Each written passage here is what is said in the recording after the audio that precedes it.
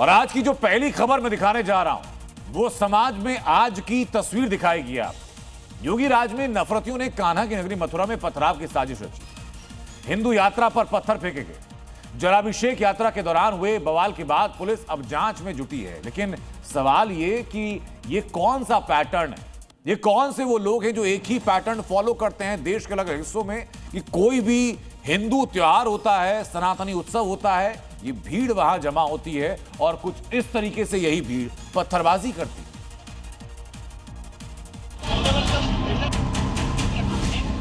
कान्हा की नगरी का माहौल किसने बिगाड़ा? घटना ये बड़ी मस्जिद के पास हुई। हमारी लेडीज जल लेकर आ रही थी तो वहां जाकर बैंड बना झोड़ दिया कहते। जलाभिषेक यात्रा पर पत्थर किसने फेंके? ईंट मारी गई है भैया, कहते कुंतावा की ईंट लगी गई है। योगी राज में ऐसे हिम्मत किसने की? उस गली से जा रहे थे, बैंड बजता हुआ जा रहा था तो उस किसी बच्चे ने मेरे को एकदम ईंट मारी थी। यूपी में दंगा करोगे तो फिर योगी फोर्स छोड़ेगी नहीं, और सबूत है ये तस्वीरें। अमरोहा के नफरती गैंग का तो योगी फोर्स ने इलाज कर दिया। भंडारे में बवाल करने वाले भाईजान के असली ठिकाने लग चुके हैं और अब बारी मथुरा के भाईजान की है, जिन्होंने योगी राज में महाशिवरात्रि के पवित्र दिन शिव भक्तों पर पत्थर बरसाए, डीजे भी बंद करा दिया। जिला मथुरा, थाना बरसाना, गांव सहार, यहाँ जो हुआ है वो सीधे सीधे पुलिस प्रशासन को चुनौती है। गांव का माहौल बिगाड़ने की साजिश किसने की, ये बड़ा सवाल है। महाशिवरात्रि के मौके पर इस इलाके में हिंदुओं पर पथराव हुआ। जलाभिषेक यात्रा के दौरान डीजे बंद कराने को लेकर विवाद हुआ था। आरोप है कि मस्जिद के सामने कुछ युवकों ने डीजे रुकवा दिया, जिसके बाद कहासुनी बढ़ गई। उस वक्त तो यात्रा आगे निकल गई थी, लेकिन वापस लौटते समय अचानक पथराव शुरू हो गया। जब तक कोई कुछ समझ पाता तब तक एक युवक का सिर फट गया था। कावड़ यात्रा निकल रही थी तो उन्होंने पहले हमारा बैंड बंद करवा दिया था और बोल रहे थे तुम दोबारा आना जब हम आपको बताएंगे।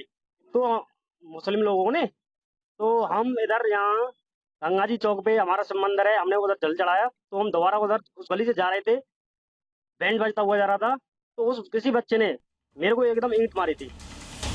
मस्जिद के पास से पथराव के आरोप लग रहे हैं। वहाँ खड़े कुछ युवकों ने यात्रा में मौजूद लोगों पर पथराव शुरू किया, जिसके बाद इलाके में तनाव बढ़ गया। आरोप है कि महिलाओं को भी निशाना बनाया गया।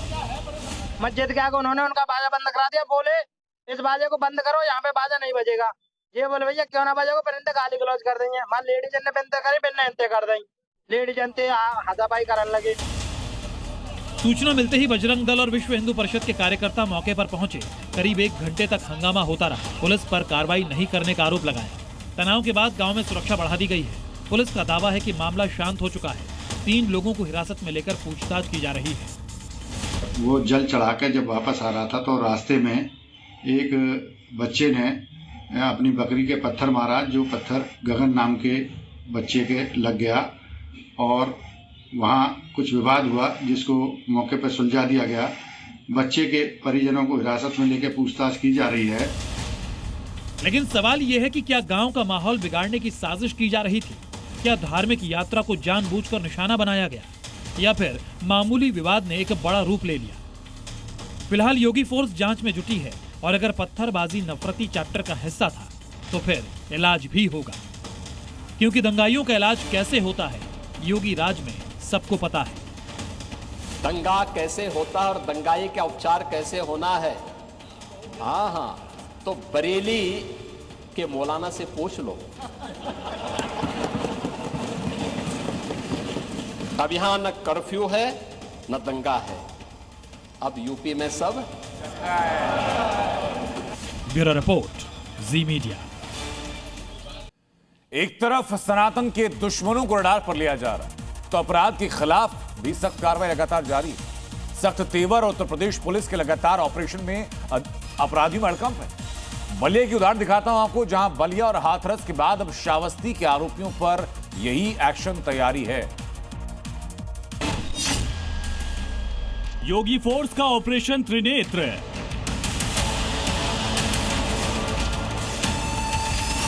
यूपी में आज के दिन पे रूल ऑफ लॉ है। यहाँ के कानून के साथ किसी को खिलवाड़ करने की छूट नहीं है। फटाफट इंसाफ 24 घंटे में इलाज।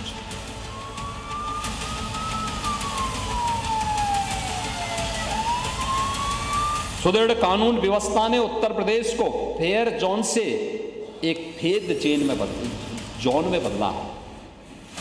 अब भय का वातावरण नहीं है, अब लोगों के मन में आस्था है। ऑपरेशन खल्लास, योगी फोर्स का action start.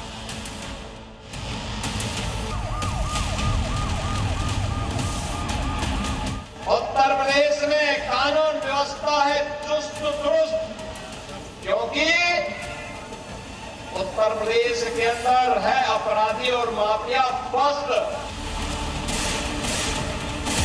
CM Yogi Adityanath का प्रण और उत्तर प्रदेश पुलिस का एक्शन, इसी सख्ती का असर है कि पिछले 7 साल में यूपी के बड़े बड़े गैंगस्टर भीगी बिल्ली बन चुके हैं और नामी बदमाश अपने पैरों पर खड़े होने लायक नहीं बचे।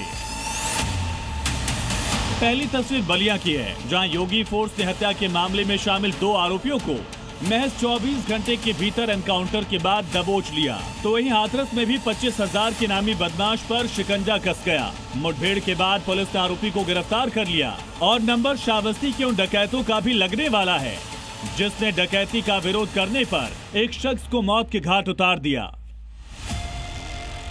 बलिया में हत्या के मामले में पुलिस ने तेज कार्रवाई करते हुए 24 घंटे के भीतर 2 मुख्य आरोपियों को मुठभेड़ में दबोच लिया। यूपी पुलिस के मुताबिक बाइक सवार संदिग्धों को रोकने की कोशिश की गई तो आरोपियों ने फायरिंग शुरू कर दी।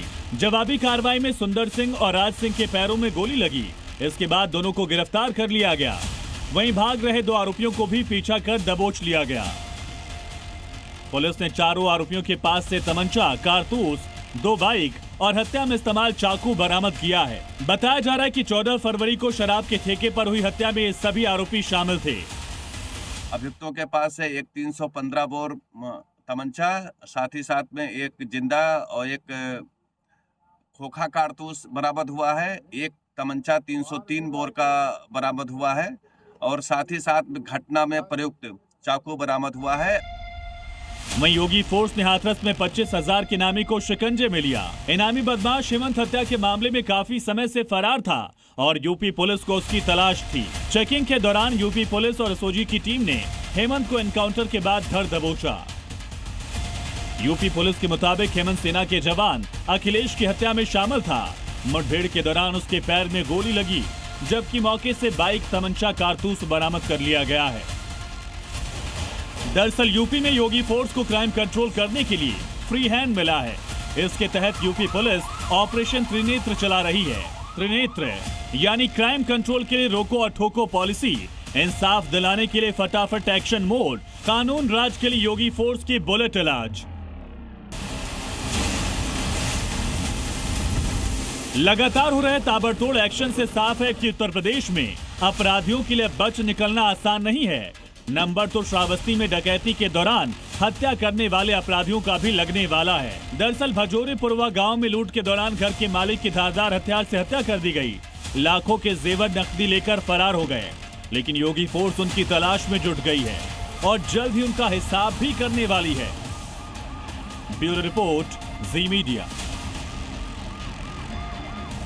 यूपी में अपराध और अपराधियों के खिलाफ कैसे सुपर एक्टिव मोड में काम हो रहा है, इस बात के सबूत रोज सामने आते हैं, वो तस्वीरें रोज सामने आती हैं। लेकिन बावजूद इसके लैंड जिहादी सुधरने को राजी नहीं। गाजियाबाद और बरेली से आई 2 खबरों ने यूपी में योगी का पारा हाई किया और तय माना जा रहा है कि एक और बुलडोजर एक्शन बहुत जल्द सामने होगा।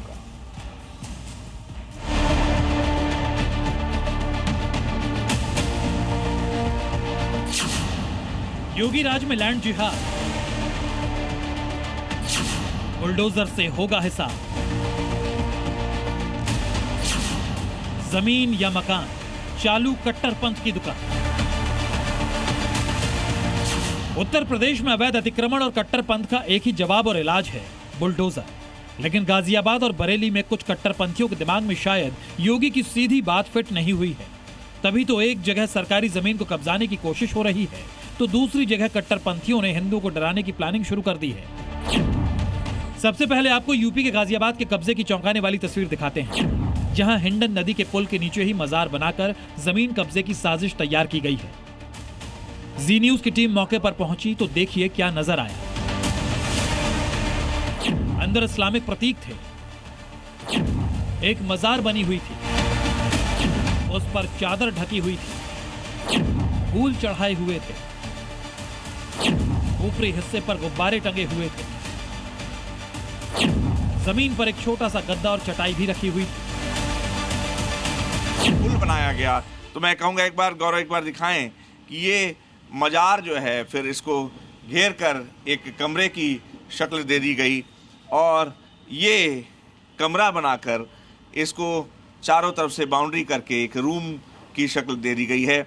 आसपास ये पूरा पुल है और यहाँ गौ रक्षक दल ने अभी एक आंदोलन भी किया था, जिसके बाद यहाँ पर पुलिस फोर्स भी तैनात की गई है। खबर यह भी है कि इस मजार पर ज्यादा लोग नहीं आते, ना ही कोई उर्स और मेला लगता है। यही वजह है कि हिंदू रक्षा दल ने इस मजार को अवैध बताकर इसे हटाने और आंदोलन की चेतावनी दी है। लेकिन मुस्लिम समुदाय के लोग इस मजार को अंग्रेजों के समय का बता रहे हैं। इसके में जो है पहले दरवाजे धरता था, तो इन्होंने पुल बनाया ना, इन पर मट्टी भी नहीं गिरने दी, चद्दरें लगा दी। अच्छा, इनका कतई नुकसान नहीं हुआ। ये दोबारा बना पुल, ये शुरू से ही है। अच्छा, तो ये पुल दोबारा बना फिर? हाँ, दोबारा बना, पुराना पुल है, सबसे पहला अंग्रेजों के टाइम का। यूपी के बरेली से भी कट्टरपंथियों के आतंक की एक बड़ी खबर सामने आई। इस घर पर मकान बिकाऊ है लिखा है, दीवारों पर भी मकान बिकाऊ है लिख दिया गया है। और ऐसे एक दो नहीं बल्कि एक ही गांव के 200 घरों पर घर बिकाऊ है के पोस्टर चस्पा है। ये सभी लोग अपना घर बेचकर पलायन के लिए मजबूर हैं। सवाल ये है कि आखिर ऐसा क्या हुआ कि एक साथ 200 परिवार घर बेचकर पलायन के लिए मजबूर हो गए। इस वक्त मैं मौजूद हूँ मोहम्मदगंज गांव में और मैं देखा हूँ, देखिए ये जो है हिंदू पक्ष के लोग हैं और ये अब सड़कों पे उतर आए हैं। इनका सीधे तौर पे कहना है कि अगर गांव में नमाज पढ़ना बंद नहीं होती है तो वो पलायन कर जाएंगे यहाँ से। कुछ बुजुर्ग और मेरे संग मौजूद है। क्या दिक्कत क्या है, क्यों पलायन कर रहे हो? दिक्कत ऐसे ही है कि धमकी नहीं दे रहे हैं उन्हें, लिखास की परेशानी पूरी, उधर जाओ तो गालियां बकते हैं। हम सब लोग, अब सरकार हमारी सुन रही है, पुलिस प्रशासन सुन रही है, तो हम यहाँ से पलायन करते हैं। अब ये सब मकानों को, जगह को बेचने के लिए बोर्ड लगा देते हैं और हम बेच के घर जा रहे हैं। खबर है कि बरेली के मोहम्मदगंज गांव के घर में जुमे की नमाज पढ़ी गई। विरोध करने पर हिंदू परिवारों के साथ मारपीट और गाली गलौज की गई। कट्टरपंथियों ने फायरिंग करके गांव में रहने वाले हिंदू परिवारों को डराने की भी कोशिश की। तस्वीर यूपी की कैसे बदल रही और यूपी की बदलती हुई तस्वीर कैसे देश को रफ्तार दे रही है, उसकी तस्वीरें दिखाता हूं मैं आपको। यूपी आज एक्सप्रेसवे से लेकर एयरपोर्ट, मेट्रो नेटवर्क हर जगह पर लगातार विस्तार कर रहा है। विकास का नया प्रतिबिंब बन रहा है और इसका सीधा दारोमदार है लीडरशिप के ऊपर। योगी आदित्यनाथ के नेतृत्व में इंफ्रास्ट्रक्चर बढ़ा, बल्कि टेक्नोलॉजी, निवेश, रोजगार के नाम पर रिकॉर्ड लगातार बन रहा है।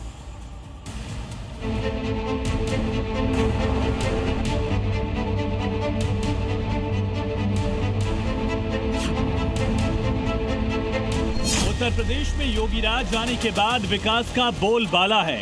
योगी सरकार ने यूपी से भारत की मजबूती का वो आधार रखा जिसका असर देश की तरक्की और उन्नति में साफ देखा जा सकता है। यूपी ग्लोबल इलेक्ट्रॉनिक्स और आईटी हब के रूप में एक नई पहचान बना रहा है। यानी मोबाइल मैन्युफैक्चरिंग यूपी के अंदर 65% यूपी के अंदर हो रहा है। जिस प्रदेश को पहले बीमारू कहा जाता था, आज वही देश की तीसरी सबसे बड़ी अर्थव्यवस्था बनकर आत्मनिर्भर भारत को शक्ति दे रहा है। एक तरफ सुरक्षा का मजबूत कवच है तो दूसरी तरफ बेहतरीन इंफ्रास्ट्रक्चर और ईज ऑफ डूइंग बिजनेस का विश्वास। और ये सब संभव हो पाया सीएम योगी की दूरदर्शी सोच और निवेश के लिए यूपी की ओपन पॉलिसी की वजह से। विकास की दौड़ में यूपी को देश में अग्रणी बनाने के लिए सीएम योगी ने युवा, रोजगार, किसान और महिलाओं पर फोकस किया।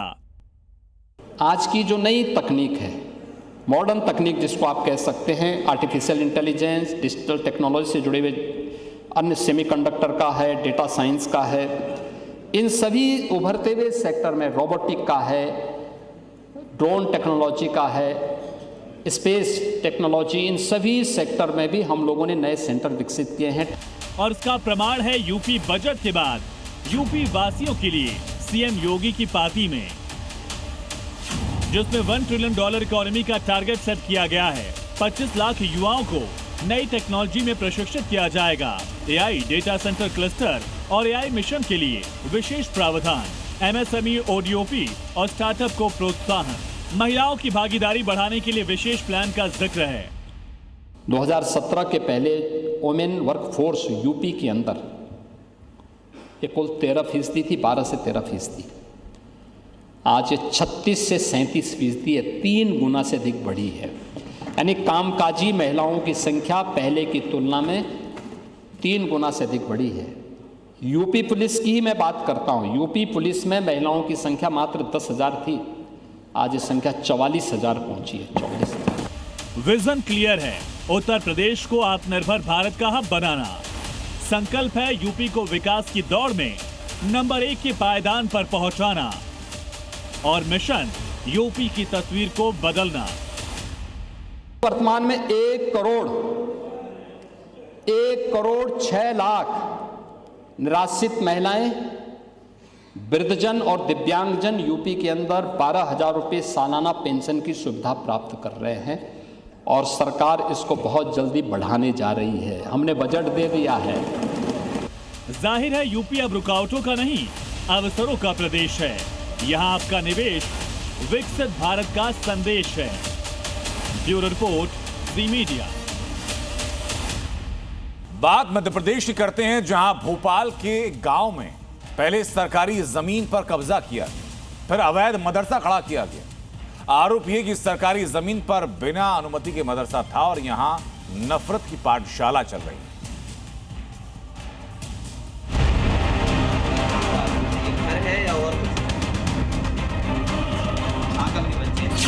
सरकारी जमीन पर भाईजान का नफरती मदरसा, अवैध मदरसा, कट्टरपंथ की दुकान बंद। बिलखिरिया गांव में बंगाल मॉडल का क्या काम? भोपाल की बिलखिरिया गांव में पहले तो सरकारी जमीन पर भाईजान कुंडली मारकर बैठ गए, फिर वहां अवैध मदरसा भी बना डाला। ना कोई वैध अनुमति ली गई, ना कोई आधिकारिक रजिस्ट्रेशन हुआ, लेकिन मदरसा चलने लगा और लाउड स्पीकर से अजान भी दी जाने लगी। बिलखिरिया गांव को बंगाल बनाने की साजिश रची जा रही थी।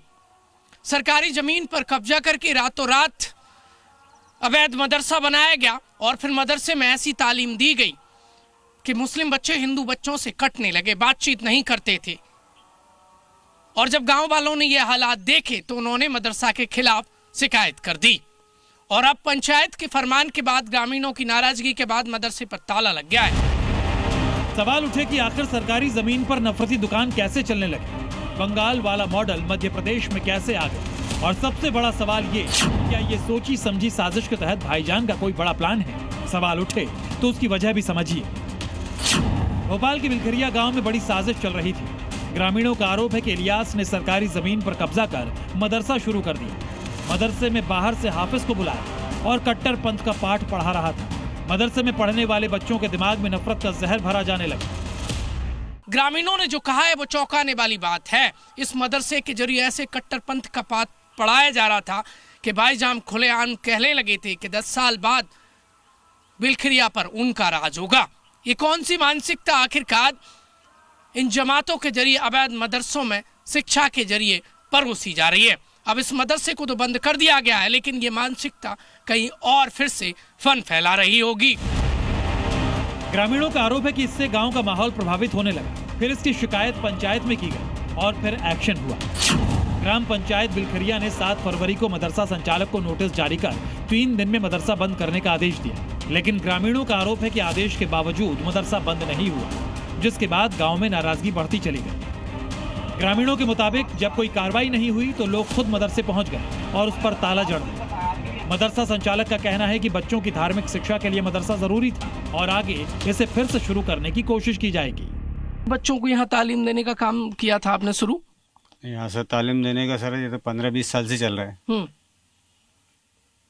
अभी कब से बंद कर दिया अब इसको? अभी पंचायत से नोटिस मिला था कि भाई इसे कुछ दिनों के लिए बंद कर दो, गांव वालों को कुछ आपत्ति है, तो हमने बंद कर दिया।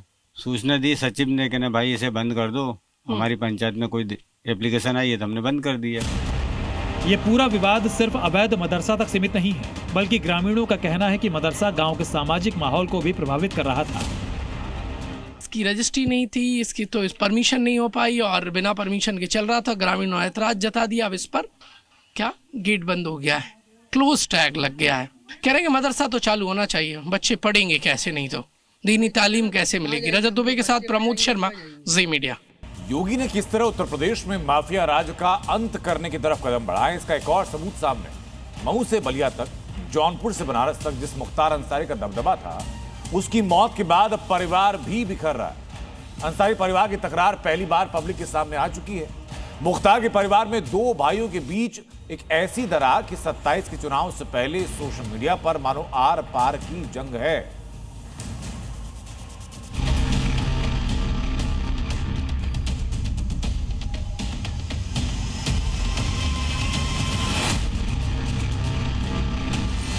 दो 2027 से पहले टक्कर, मुख्तार फैमिली में गदर।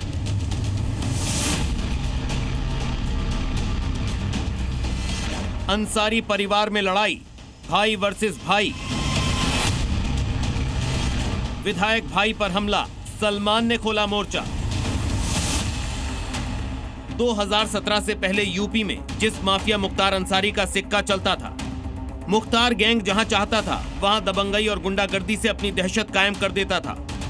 योगी राज में पहले यूपी पुलिस ने उस गैंग को तबाह किया। उसके बाद 2024 में बांदा जेल में मुख्तार की मौत के साथ ही पूरा कुनबा खत्म हो गया और अब चुनाव से पहले माफिया का परिवार भी बिखरता दिख रहा है। मुख्तार फैमिली में भाई ने भाई से बगावत कर दी, विधायक भाई को चैलेंज कर दिया है। दरअसल मुख्तार अंसारी 3 भाई हैं। सबसे बड़े भाई सिबकतुल्ला अंसारी, दूसरे नंबर पर अफजाल अंसारी और तीसरे नंबर पर मुख्तार।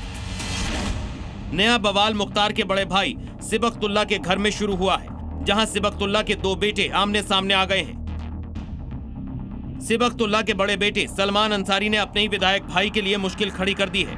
फेसबुक पोस्ट में सलमान ने अपने छोटे भाई सुहेब अंसारी पर भ्रष्टाचार के गंभीर आरोप लगाए हैं। सुहेब उर्फ मन्नू अंसारी गाजीपुर की मोहम्मदाबाद सीट से समाजवादी पार्टी के विधायक हैं। सलमान अंसारी की फेसबुक पोस्ट को लेकर हलचल तेज हो गई है। सलमान ने लिखा है, पिछले 4 सालों में मोहम्मदाबाद विधानसभा में करोड़ों का भ्रष्टाचार हुआ। 30,000 की स्ट्रीट लाइट लगवाकर 1.5 लाख रुपए का खर्च दिखाया गया। 20 करोड़ की विधायक निधि में बड़े पैमाने पर भ्रष्टाचार हुआ है। 2022 में जिनसे वोट मांगा उन्हें जवाब नहीं दे पा रहा हूँ। सलमान ने इन आरोपों को लेकर फेसबुक पर एक ऑडियो भी जारी किया है। आगे नए खुलासा करने का दावा भी कर रहे हैं। यह जो कल हमने जो पोस्ट किया है वो मैंने खुद किया है, अफवाहों में ना जाएं। अभी आगे भी बहुत कुछ बताऊंगा वक्त सब कुछ आने पे।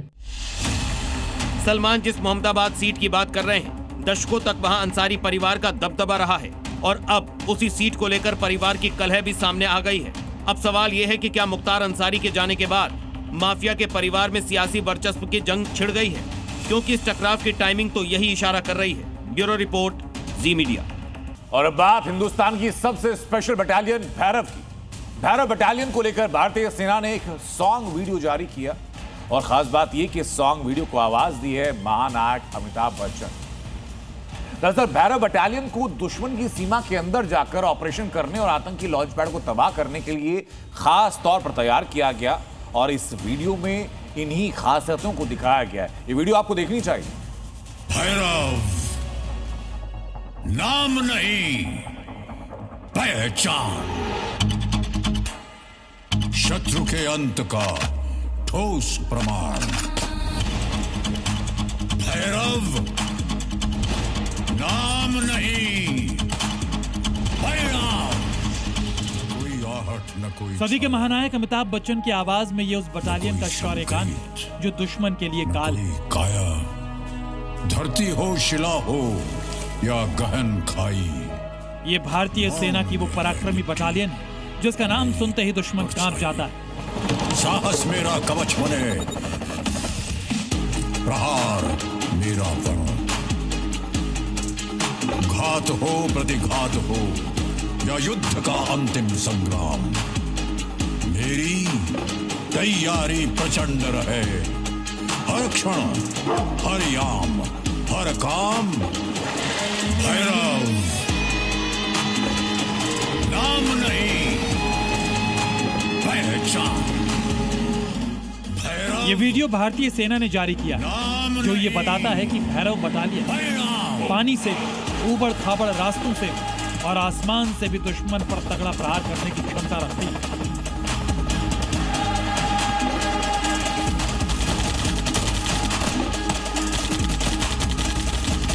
मैं देह नहीं निर्णय, मैं भय नहीं परिणाम हूं। मैं चेतावनी नहीं देता, मैं अंत का आरंभ हूं। मैं अंत का आरंभ हूं। अंधकार मेरा वेश नहीं, अंधकार ही मेरा अभिमान। भैरव बटालियन सिर्फ एक नाम नहीं, पहचान। इसलिए भैरव नाम नहीं, परिणाम, परिणाम, परिणाम। क्योंकि दुश्मन की सीमा में घुसकर खतरनाक ऑपरेशन को अंजाम दे सकती है, पलक झपकते ही आतंकी लॉन्च पैड तबाह कर सकती है और सीमाओं को सुरक्षित रखने की गारंटी देती है। महाशिवरात्रि के मौके पर जारी किए गए इस वीडियो से सेना ने दुश्मन को साफ संदेश दिया कि जो भारत की तरफ आंख उठाकर देखने की हिम्मत करे, भैरव बटालियन उसका संपूर्ण विनाश कर दे। साहस मेरा कवच बने, प्रहार मेरा बनो। 2025 में घातक भैरव बटालियन का काम शुरू हो। राजस्थान के नसीराबाद में भैरव बटालियन यूनिट की छावनी युद्ध के लिए तैयार, नई रणनीति, नई तकनीक, रेगिस्तान की धूप और धूल में सख्त ट्रेनिंग, हर चुनौती के लिए 12 महीने 24 घंटे कॉम्बैट रेडी जवान, स्पेशल मिशन और सीमा पार ऑपरेशन की तैयारी, ड्रोन, सेंसर और रियल टाइम इंटेलिजेंस का इस्तेमाल। इस बटालियन की सबसे बड़ी खासियत है कि कितने भी चुनौतीपूर्ण हालात हो, बहुत कम समय में इस यूनिट को डिप्लॉय किया जा सकता है। सीमित समय में दुश्मनों को भारी नुकसान पहुंचाने के लिए इन जवानों को तैयार किया गया है। अब तक 15 बटालियन तैनाती के लिए तैयार है। 23 से 25 यूनिट रेडी करने का लक्ष्य रखा गया है ताकि चीन का बॉर्डर हो या पाकिस्तान से लगी सीमा, किसी भी मोर्चे पर दुश्मन की हर साजिश को नाकाम किया जा सके। विजय में भारत का मान। रिपोर्ट जी मीडिया। दिखता नहीं, रुकता नहीं, अंत बनो, यही पहचान। उधर जम्मू कश्मीर में पाकिस्तान के आतंकियों को ढूंढ कर खत्म किया जा रहा है। इसी कड़ी में जम्मू के कठुआ में सुरक्षा एजेंसीज ने घुसपैठ करने वाले 5 संदिग्ध आतंकियों के पोस्टर जारी किए।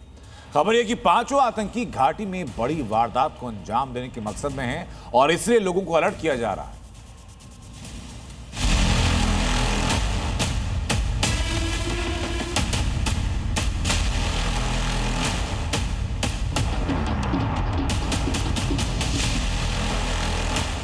दहशतगर्दी के खिलाफ ऑपरेशन क्लीन। आतंक का हर चेहरा जहन्नुम जाएगा। आतंकी नंबर 1, आतंकी नंबर 2, आतंकी नंबर 3, आतंकी नंबर 4, आतंकी नंबर 5। पाकिस्तान की शहर पर हिंदुस्तान के खिलाफ साजिश करने उतरे इन आतंकियों को गौर से देख लीजिए। मुनीर के इन जहरीले सपोलों के चेहरे पहचान लीजिए। ये वो चेहरे हैं जो हिंदुस्तान में मुनीर की साजिश को अंजाम देने की फिराक में हैं। खबर है कि ये वो आतंकी हैं जो खुद को उड़ाकर भारत को लहूलुहान करना चाहते हैं, जिनके पोस्टर जारी करके कठुआ और आसपास के इलाके के लोगों को सतर्क किया गया है। पोस्टर में साफ लिखा गया है कि इन संदिग्धों के बारे में कोई भी जानकारी मिलने पर सुरक्षा बलों को सूचित कर। साथ ही ये भी कहा गया है कि अगर कोई व्यक्ति इन संदिग्धों को कहीं देखता है तो तुरंत आर्मी, सीआरपीएफ, पुलिस या बीएसएफ को इनकी जानकारी दे। इसके लिए एक हेल्पलाइन नंबर 8899761944 भी जारी किया गया है। सुरक्षा एजेंसीज ने यह भी भरोसा दिलाया है कि सुरक्षा देने वाले व्यक्ति की पहचान पूरी तरह गोपनीय रखी जाएगी। जम्मू कश्मीर के विभिन्न इलाकों में जहां पर एक तरफ बड़े पैमाने पर आतंक विरोधी अभियान चल रहे हैं, आतंकियों को ढेर करने के लिए जल्द से जल्द यहां पर ऑपरेशन चलाए जा रहे हैं, उसी बीच कठुआ में सुरक्षा बलों ने 5 आतंकियों की तस्वीरें जो हैं वो सार्वजनिक की है, जिसमें एक नंबर भी दिया गया है कि अगर किसी भी व्यक्ति को इनसे जुड़ी जानकारी मिलती है तो वो जल्द से जल्द इस नंबर पर दे सकता है, या फिर BSF, पुलिस या आर्मी किसी को भी ये जानकारी जो है वो साझा कर सकता है, क्योंकि ये 5 आतंकी कठुआ के अलग अलग इलाकों में यहाँ पर घूम रहे हैं। खबर है कि जैश के 5 फिदायीन भारत की सीमा में घुसे हैं, जिसके बाद भारत की एजेंसीज अलर्ट हो चुकी हैं। जम्मू कश्मीर के कठुआ जिले में इनके छिपे होने की आशंका है। ऐसे में सुरक्षा एजेंसीज ने इन 5 आतंकियों की तस्वीरों को सार्वजनिक किया है और आम लोगों को इनसे सतर्क रहने की अपील की है। जो कठुआ का है वहां पर भी 3 संदिग्ध देखे जाने के बाद बड़े पैमाने पर तलाशी अभियान जो है वो लगातार चलाया जा रहा है। सुरक्षा बलों को इस तरह के इनपुट है कि आतंकी किसी बड़ी आतंकी वारदात को यहां पर अंजाम देने की साजिशें जो है वो लगातार रच रहे हैं। यही कारण है कि इन 5 आतंकियों की तस्वीरें इन्हें गौर से देखिए और अपने जहन में डाल लीजिए कि अगर इससे जुड़ी कोई भी जानकारी आपको हासिल होती है, मिलती है, या कोई व्यक्ति इस तरह का देखा जाता है तो जल्द से जल्द सुरक्षा बलों को ये जानकारी जो है वो साझा करें। कठुआ में इन 5 आतंकियों के इनपुट के बाद सुरक्षा एजेंसी सतर्क तो हो ही चुकी है। संवेदनशील इलाकों में सघन तलाशी अभियान और तेज कर दिया गया है। चप्पे चप्पे को खंगाला जा रहा है। वहीं कठुआ जिले में और आसपास के इलाकों में सुरक्षा बलों के ठिकानों और प्रमुख इमारतों की सुरक्षा बढ़ा दी गई है। हर मूवमेंट पर सुरक्षा बलों की नजर। इन आतंकियों के जहन्नुम जाने का काउंटडाउन शुरू हो चुका है। जम्मू से रजत बोहरा के साथ ब्यूरो रिपोर्ट, जी मीडिया। अब आपको क्रिकेट के मैदान पर पिटे पाकिस्तान का हाल दिखाने जा रहा हूं। विवादों और सवालों के बीच आखिरकार वर्ल्ड कप में इंडिया पाकिस्तान का मैच हुआ। परंपरा के मुताबिक भारतीय धुरंधरों ने एक बार फिर पाकिस्तानियों का हाल क्या किया वो सबने देखा। मैच खत्म हुए लेकिन करीब 20 घंटे हो चुके हैं, लेकिन अभी भी पाकिस्तान में मातम और आक्रोश दोनों लगातार जारी। पूरा पाकिस्तान रो रहा है। अभिषेक शर्मा के ट्रॉमा से उभर रहे पाकिस्तानियों को अब ईशान किशन ने भी सदमा दे दिया। फिर ताजा हो गए पाकिस्तानियों के जख्म। हार के बाद टीवी तोड़े, ये हालात है हमारी टीम के। घर में फूट फूट कर रोए। सूर्या की सेना ने दी मात, समझ आ गई औकात। दुख इस बात का नहीं है कि हार गए, दुख इस बात का है कि इंडिया से हार गए। बेइज्जती तो तय थी, लेकिन ऐसी बेइज्जती होगी ये पाकिस्तानियों ने सपने में भी नहीं सोचा था।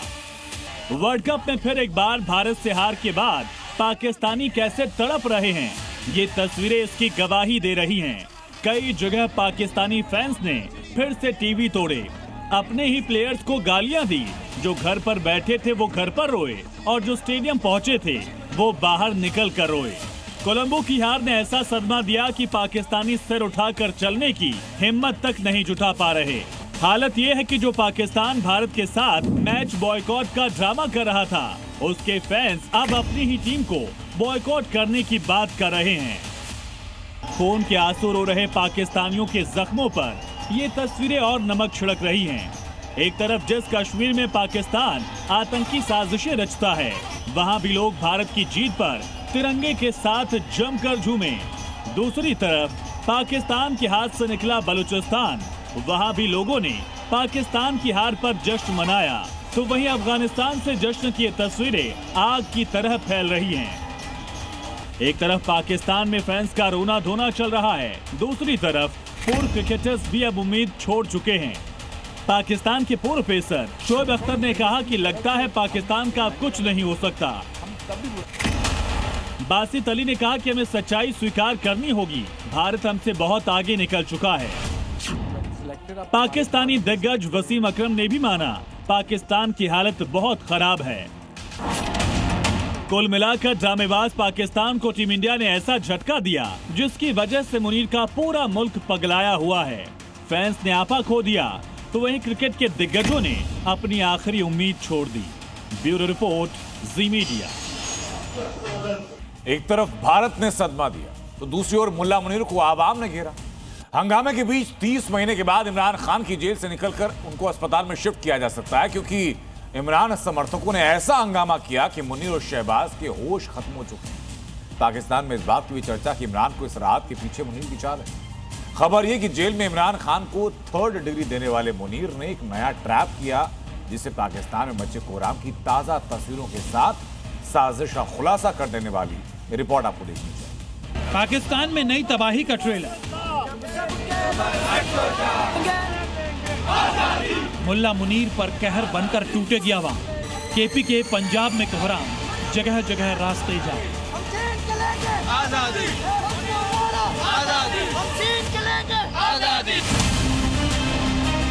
ये तस्वीर पाकिस्तान के पंजाब प्रांत के अटक की है, जहां इमरान खान समर्थकों ने इस ब्रिज को ब्लॉक कर दिया है। 48 घंटे का वक्त बीत चुका है। टैंकर और ट्रक ब्रिज पर उसी तरह खड़े हैं।